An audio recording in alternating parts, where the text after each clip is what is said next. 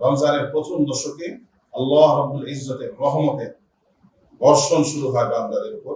এই রহমের বদলতে তারা চেষ্টা করে থাকেন খাঁটি মুমিন মুসলমানেরা যথাসাধ্য সহযোগিতা নিয়ে দুস্থ এবং প্রয়োজন যাদের রয়েছে তাদের পাশে দাঁড়াবার। মাহে রমজান আসলে আল্লাহ রাব্বুল ইজ্জতের পক্ষ থেকে বান্দাদের জন্য বিশেষ পুরস্কারের এবং বিশেষ রহমত বরকত, আল্লাহ রাব্বুল ইজ্জতের নৈকট্য প্রাপ্তির বিশেষ ব্যবস্থাপনা নিয়ে উপস্থিত হয়। এবং এই মাহে রমজানকে কেন্দ্র করে রাসূলুল্লাহ সাল্লাল্লাহু আলাইহি ওয়াসাল্লাম, সাহাবায়ে কেরাম তাদের রমজানের ইবাদতের বিশেষ প্রস্তুতি গ্রহণ করতেন। আল্লাহ রাসূল রমজানের ইবাদতের বিশেষ প্রস্তুতি গ্রহণ করতেন এবং এই মাহে রমজানকে আল্লাহ রাসূল সাল্লাল্লাহু আলাইহি ওয়াসাল্লাম আল্লাহ রাব্বুল ইজ্জতের ধ্যানে, তার ভালোবাসায়, তার ইবাদতে, তার জিকিরে, তার তেলাওয়াতে অতিবাহিত করতেন।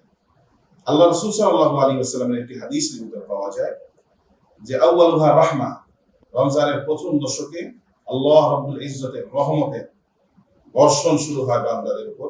আল্লাহ রাব্বুল ইজ্জতের রহমতের জোয়ার ওঠে। এই জন্যই আল্লাহ রাসূলের সাল্লাল্লাহু আলাইহি ওয়াসাল্লামের আরেকটি হাদিসের ভিতর পাওয়া যায় ইউজাদু ফীহি রিজকুল মুমিন, এই রমজানের ভিতর মুমিনের রিজিকের ভিতর ভরপুর বরকত দেওয়া হয়, মুমিনের রিজিক বৃদ্ধি করা হয়।